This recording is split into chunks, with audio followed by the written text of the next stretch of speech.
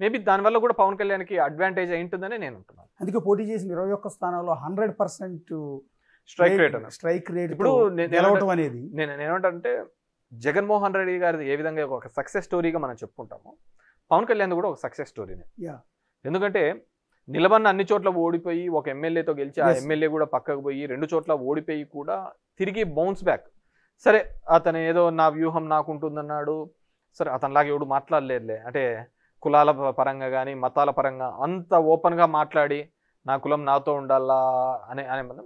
So what ever maybe తన ఆ 21 మందిని కూడా గెలవడంలో కూడా ఒక సక్సెస్ స్టోరీ. ఎందుకంటే దీనికి సీజనల్ పొలిటీషియన్స్ తప్ప, ఈ విధంగా రాజకీయం ఒక వృత్తిగా ఉన్న వాళ్ళే ఈ విధంగా బౌన్స్ బ్యాక్ అవుతారే తప్ప మిగతా వృత్తుల మీద ఉండి, సినిమా లాంటి వృత్తులో లేకుంటే మిగతా వ్యాపార వృత్తిలో ఉండి ఇది ప్రైమరీ ఇంట్రెస్ట్ కాకుండా మిగతా దాని మీద ఉన్న వాళ్ళు ఇలా బౌన్స్ బ్యాక్ కావడం చాలా కష్టం. కానీ it's a success story of Pavan Kalyan అని చెప్పుకోవచ్చు. అండ్ ఆ 21 కూడా చాలా స్ట్రాటజికల్గా తీసుకున్నాడు, సక్సెస్ చూపించినాడు. సో భవిష్యత్తులో బేసిక్గా ప్రశ్నిస్తామని పెట్టిన పార్టీ అది పోయింది, తర్వాత ముఖ్యమంత్రి అనే పార్టీ అది వెళ్ళిపోయింది, ఇప్పుడు సపోర్టివ్ పార్టీగా డిప్యూటీ సీఎంగా ఆయన ఉంటున్నాడు.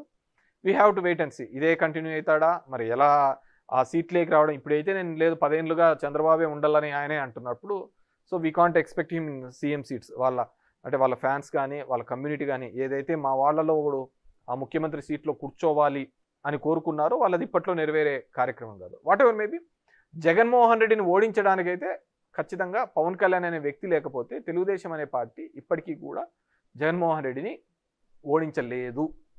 40 సంవత్సరాల Telugu Desam party minus Pavan equal to 0 అంతే, దాంట్లో వేరేది లేదు. అంటే భవిష్యత్తులో పవన్ కళ్యాణ్ చంద్రబాబు కలిసి ఇదే విధంగా వెళ్తారనుకుంటున్నారు. అంటే 15 ఏళ్ల పాటు ఉంటామని చెప్తున్నారులే కానీ రాజకీయ నాయకులు అనే నేను ఎంతమంది అన్నప్పుడు కుటుంబంలో ఉన్న వాళ్ళే ఆత్మలు పరమాత్మలు అనే వాళ్ళే వెళ్ళిపోయిన తర్వాత ఈ బాంధవ్యాలు బంధుత్వాలు ఏం కలుస్తాయి? అదే నేను అంటుంది, ఎవరికైనా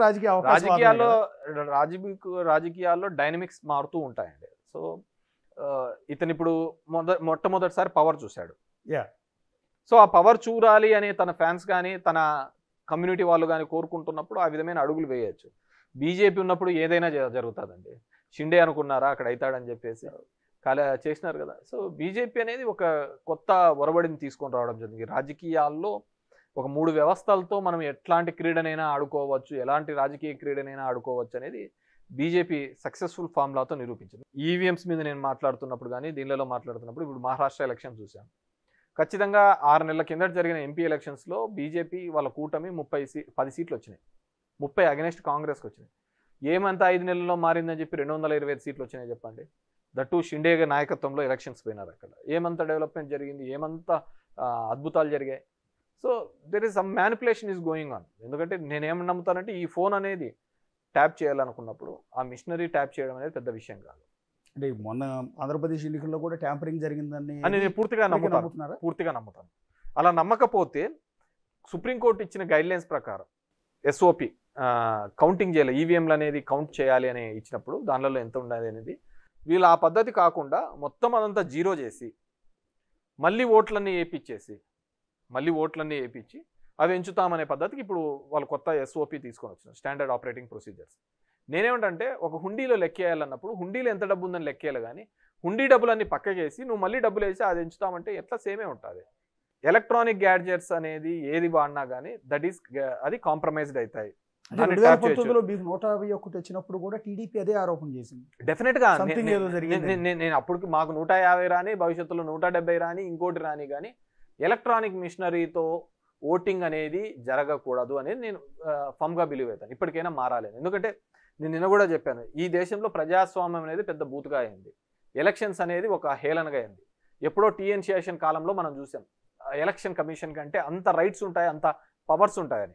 ఎందుకంటే నేను కూడా చెప్తున్నాను, ఇప్పుడు 94లో మా నాన్న ఇండిపెండెంట్గా నిలవనప్పుడు 500తో ఓడిపోయినప్పుడు మేము రిగ్గింగ్ చేసుకున్నాం. 99లో రిగ్గింగ్ చేసుకున్నాం. ఆ రోజు పేపర్ మీద ఉంది కాబట్టి రిగ్గింగ్ చేసుకుంటున్నాం. ఇప్పుడు మారింది, టెక్నాలజీ మారింది, ఈవీఎంస్తో రిగ్గింగ్ జరుగుతున్నాయి. అంతకంటే వేరేది ఏంది కానీ లేదు.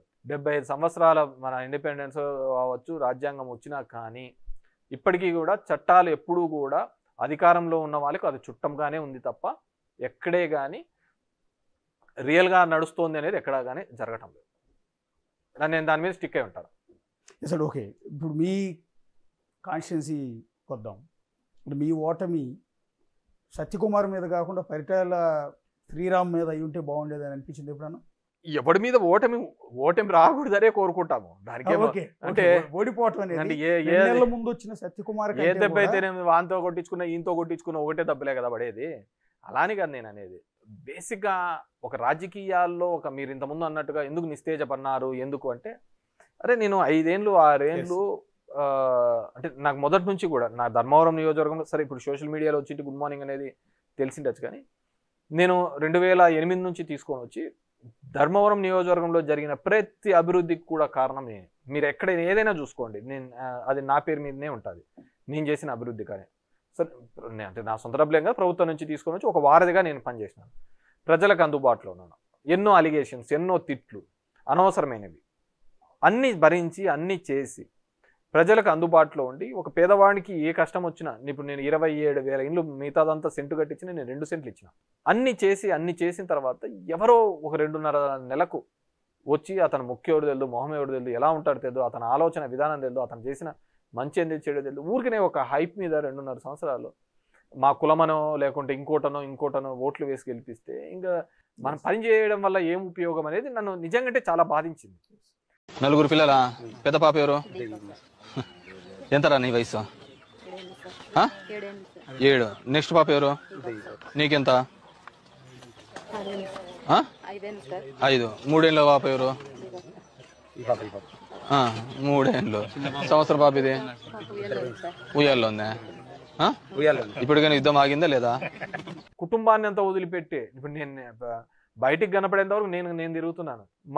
నా వైఫ్ తిరిగింటుంది, ఒక 2-3 సార్లు తిరిగింటుంది టౌన్ అంతా. మా తమ్ముడు తిరిగింటాడు, ఒక 3-4 సార్లు తిరిగింటాడు. ఏ కష్టం వచ్చినా ఎంత అంటే అంత డబ్బులు ఇచ్చింటాడు. పిల్లల చదువు కోసమో కష్టం ఉన్న ప్రతి చోట కూడా సాయం చేసింటారు.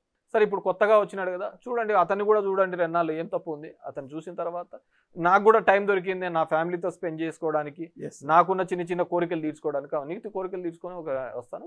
పార్టీ ఆదేశించిన కార్యక్రమాలన్నీ పార్టిసిపేట్ చేస్తూ పోతాం. మేబీ నేను భవిష్యత్తులో కూడా ఆ విధంగా గుడ్ మార్నింగ్ అనే కార్యక్రమం పేరు మీద నేను అంతగా కూడా తిరగలేనేమో.